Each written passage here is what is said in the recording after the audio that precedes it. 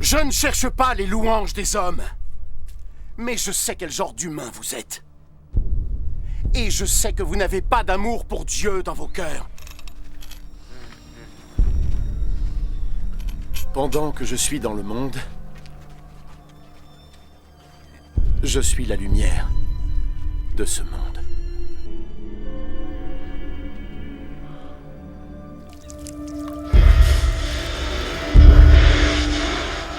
Nous savons, nous, que l'homme qui t'a prétendument guéri est un pécheur. Je ne sais pas si c'est un pécheur ou pas.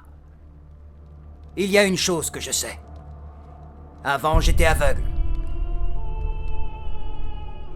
Et maintenant, je vois. Pourquoi cherchez-vous à me tuer ?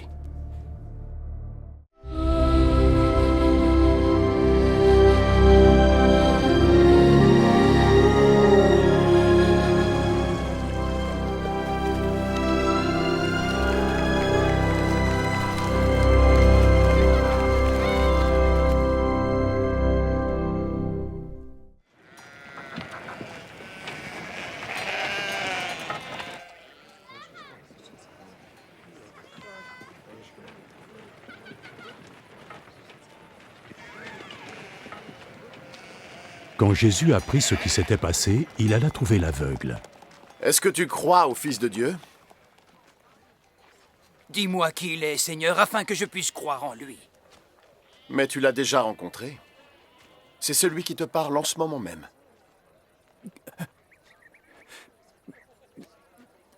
Je crois en toi, Seigneur. Et il s'agenouilla devant Jésus. Je suis venu dans ce monde pour le jugement. Pour que les aveugles puissent voir et que ceux qui voient deviennent aveugles. Quelques pharisiens qui se trouvaient là entendirent ces paroles et lui demandèrent : « Tu ne veux pas dire par là que nous sommes également aveugles ?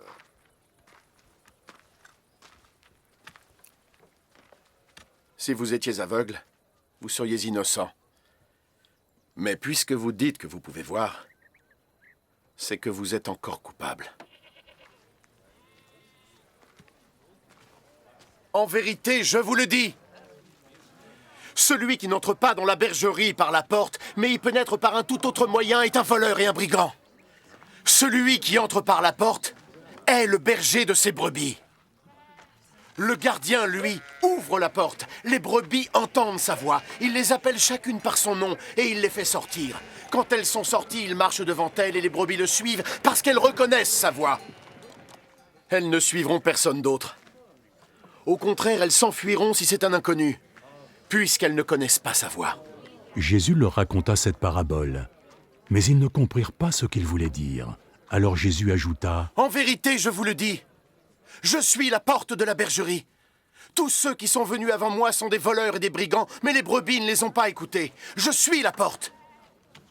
Ceux qui entrent en passant par moi seront sauvés.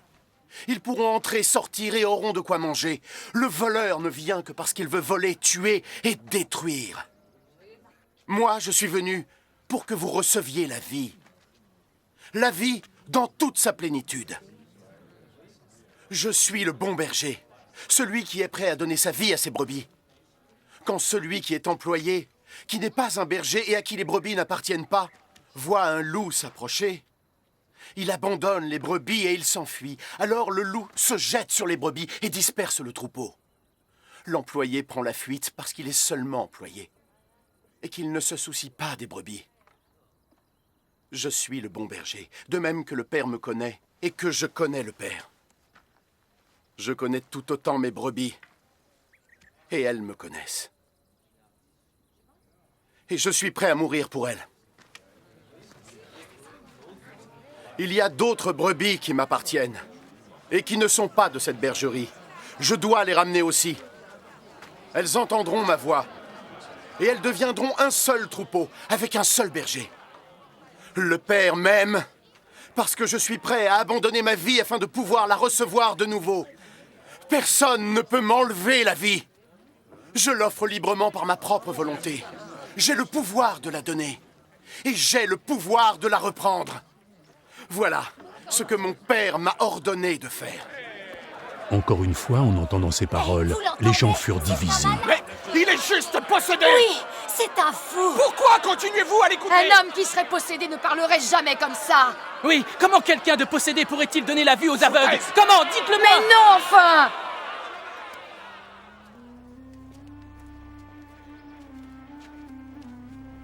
C'était l'hiver, et à Jérusalem on célébrait la fête de la dédicace du temple.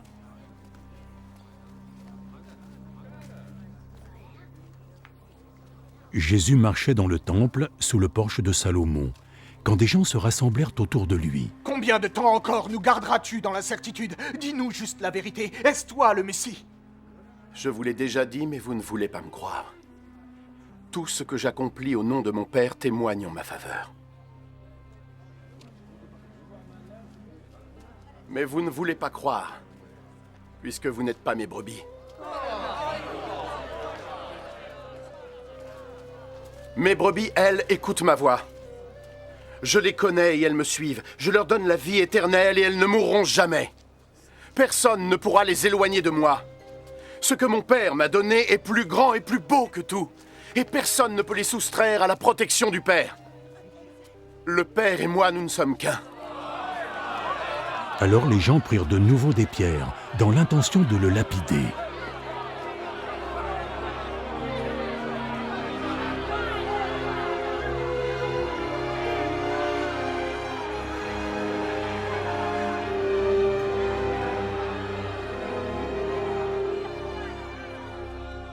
J'ai déjà accompli devant vous plusieurs bonnes actions que mon Père m'a demandé de faire.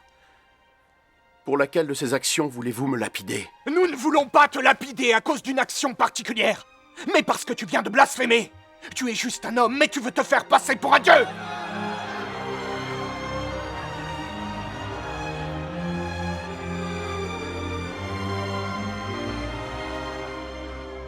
Il est écrit dans votre propre logique que Dieu avait dit « Vous êtes des dieux ». Nous savons que ce qui est dans l'Écriture est une vérité éternelle. Et Dieu a appelé ces gens des dieux. Les gens à qui sa parole était adressée. Quant à moi, le Père m'a choisi et m'a envoyé dans le monde. Comment pouvez-vous alors m'accuser de blasphémer lorsque je vous dis que je suis le Fils de Dieu? Ne me croyez donc pas alors, si je n'accomplis pas les œuvres que mon Père veut me voir faire. Mais si je les accomplis, quand bien même vous ne me croiriez pas, vous pourriez au moins croire en mes actes, afin que vous soyez convaincus, une fois pour toutes, que le Père est en moi et que je suis dans le Père. Blasphème!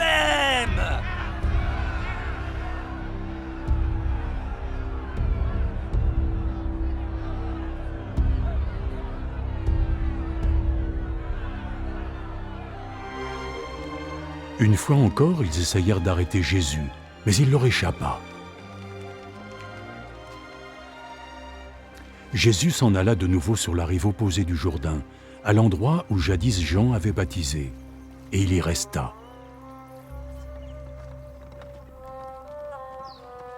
Beaucoup de gens vinrent à lui.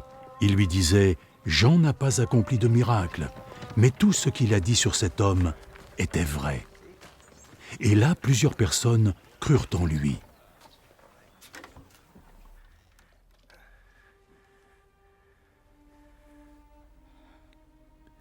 Un homme qui vivait à Béthanie et qui s'appelait Lazare était malade. Béthanie était le village où vivaient Marie et sa sœur Marthe. Marie était celle qui avait répandu du parfum sur les pieds du Seigneur et les avait essuyés avec ses cheveux. Et c'était son frère, Lazare, qui était malade. Les sœurs firent parvenir un message à Jésus. « Seigneur, ton cher ami est malade. » Quand Jésus en prit connaissance, il dit « La maladie de Lazare n'est pas destinée à le faire mourir. Elle s'est manifestée pour rendre gloire à Dieu, et elle sera le moyen par lequel le Fils de Dieu sera glorifié. » Jésus aimait Marthe et sa sœur, ainsi que Lazare. Pourtant, lorsqu'il apprit que Lazare était malade, il resta 2 jours de plus à l'endroit où il était. Puis il annonça à ses disciples « Retournons en Judée. » Maître, Il y a très peu de temps, les habitants là-bas voulaient te lapider. Et tu envisages d'y retourner? Le jour dure 12 heures, n'est-ce pas? Ceux qui marchent en plein jour ne trébuchent pas, puisqu'ils voient la lumière de ce monde. Mais ceux qui marchent pendant la nuit trébuchent puisqu'ils n'ont pas la lumière. Notre ami Lazare s'est endormi. Mais je vais aller le réveiller.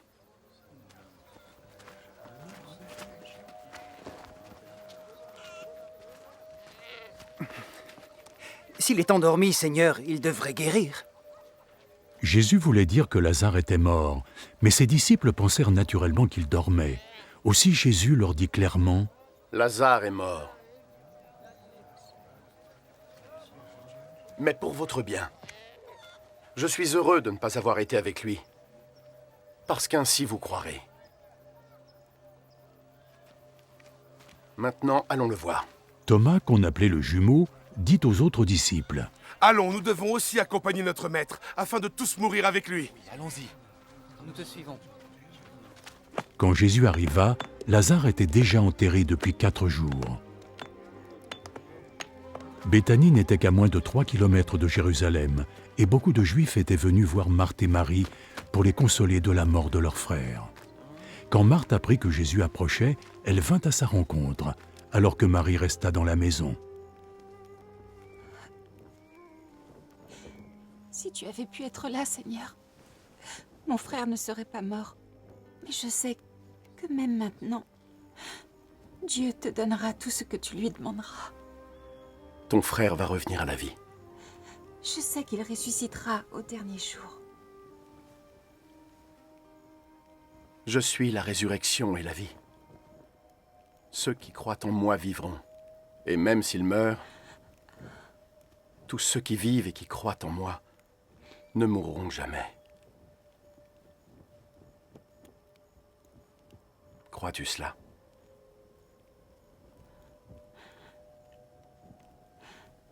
Oui, Seigneur. Je crois vraiment que tu es notre Messie. Le Fils de Dieu, celui qui devait venir sur terre.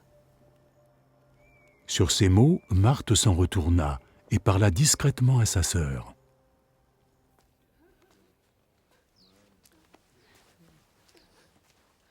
Le maître est ici. Et il demande à te voir. Va. Dès que Marie eut entendu cela, elle se leva et courut pour le rejoindre. Jésus n'était pas encore entré dans le village, mais il était toujours à l'endroit où Marthe l'avait rencontré. Tous ceux qui étaient dans la maison avec Marie et qui la consolaient la suivirent lorsqu'elle partit précipitamment. Ils pensaient qu'elle allait au tombeau pour y verser ses larmes.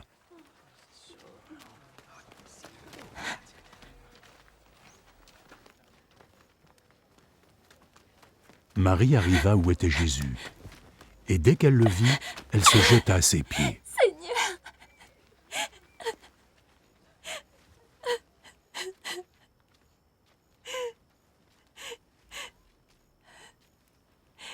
Seigneur!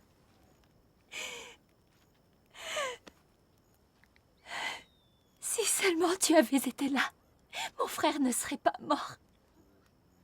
Jésus la vit pleurer, comme il vit pleurer ceux qui étaient venus avec elle.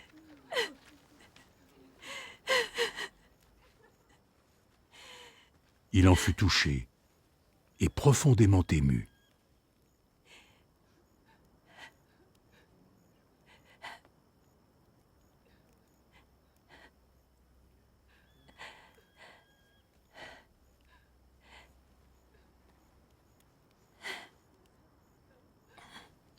Où l'avez-vous enterré? Par ici, Seigneur.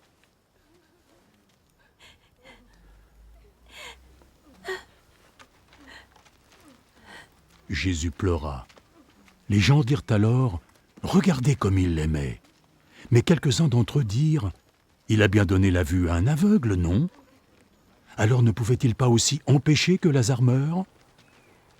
Jésus, de nouveau profondément ému, se rendit au tombeau. C'était une grotte avec une pierre devant l'entrée. Retirez cette pierre. Ça fait 4 jours qu'il est ici, Seigneur. Il doit y régner une forte odeur. Ne t'ai-je pas dit que tu verrais la gloire de Dieu si tu croyais?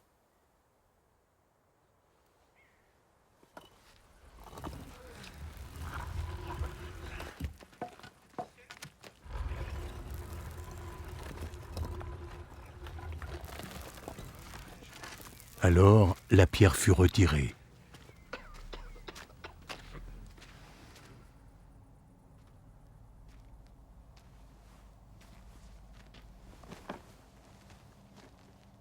Jésus leva les yeux au ciel et dit : « Je te remercie, Père, de m'avoir écouté. Je sais que tu m'écoutes toujours. Mais je dis cela pour le bien de ces gens, de sorte qu'ils croiront que tu m'as envoyé. »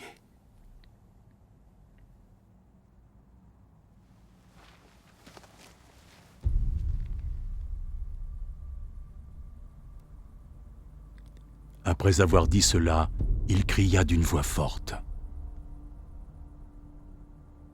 « Lazare! Sors de là! »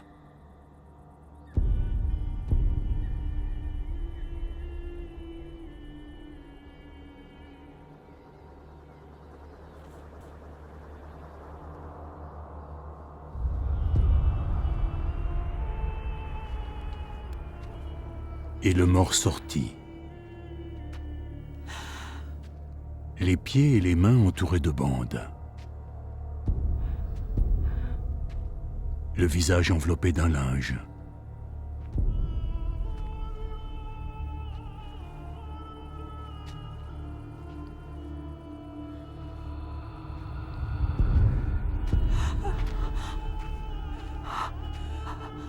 Retirez-lui ses liens et laissez-le aller.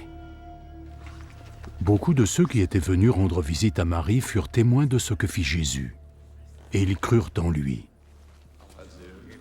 Mais certains d'entre eux allèrent trouver les pharisiens et leur narrèrent ce que Jésus avait fait. Les pharisiens et les chefs des prêtres réunirent donc le conseil pour dire : « Que devons-nous faire ? Regardez tous les miracles accomplis par cet homme. Si nous le laissons continuer, tout le monde finira par croire en lui.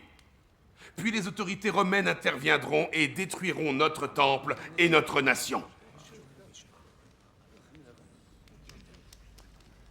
L'un d'entre eux, nommé Caïphe, qui était un grand prêtre cette année-là, leur dit : « Êtes-vous stupide ? Est-ce que vous ne voyez pas qu'il serait bien mieux et dans notre intérêt qu'un seul homme meure pour le peuple, plutôt que de voir détruire la nation tout entière ? »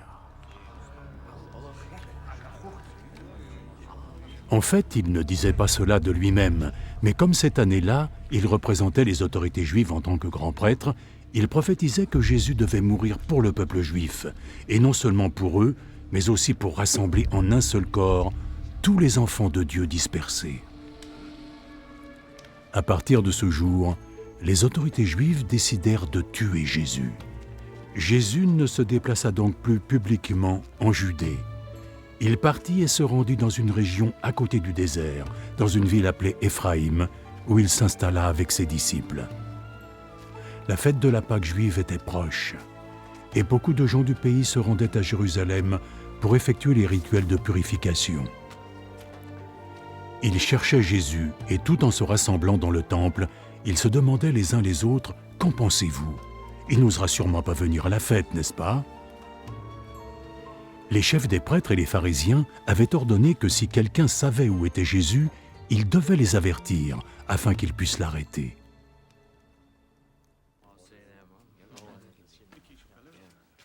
Six jours avant la Pâque, Jésus se rendit à Béthanie, où vivait Lazare, celui qu'il avait ressuscité d'entre les morts.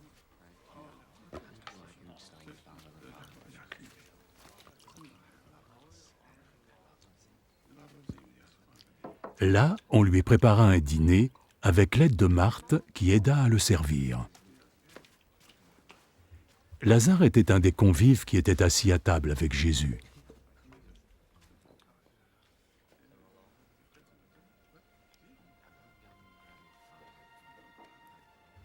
Marie prit alors un demi-litre d'un parfum très cher, fait de nard pur.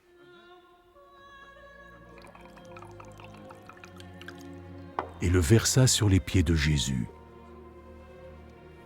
Puis elle les essuya avec ses cheveux.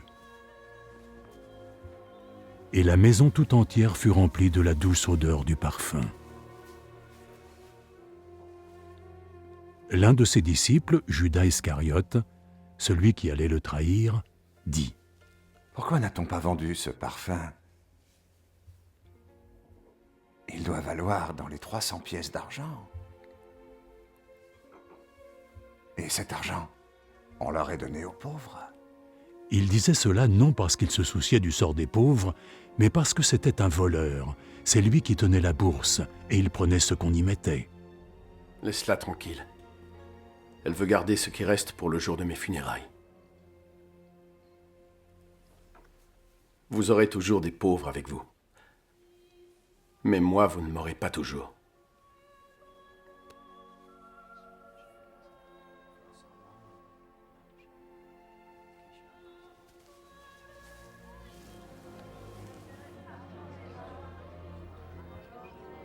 Une multitude de gens apprirent que Jésus était à Béthanie. Alors ils y allèrent, non seulement à cause de Jésus, mais aussi pour voir Lazare, que Jésus avait ressuscité.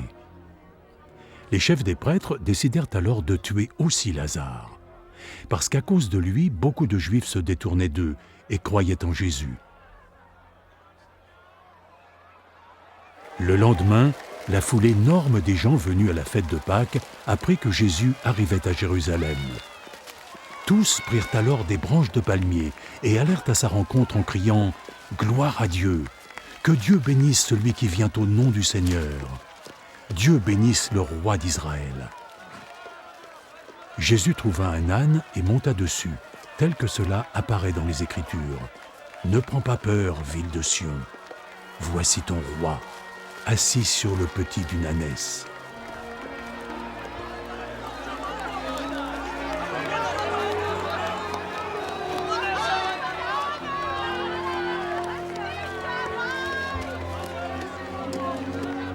Ses disciples ne comprirent pas tout de suite l'ampleur de cet acte, mais lorsque Jésus eut été glorifié, ils se souvinrent que les Écritures avaient annoncé cela à son sujet, et que cela avait été accompli pour lui.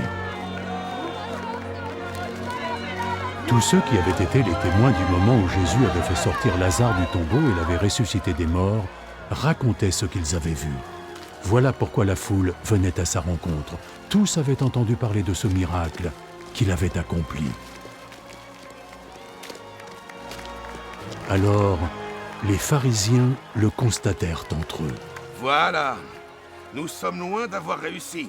Voyez, le monde entier est en train de le suivre.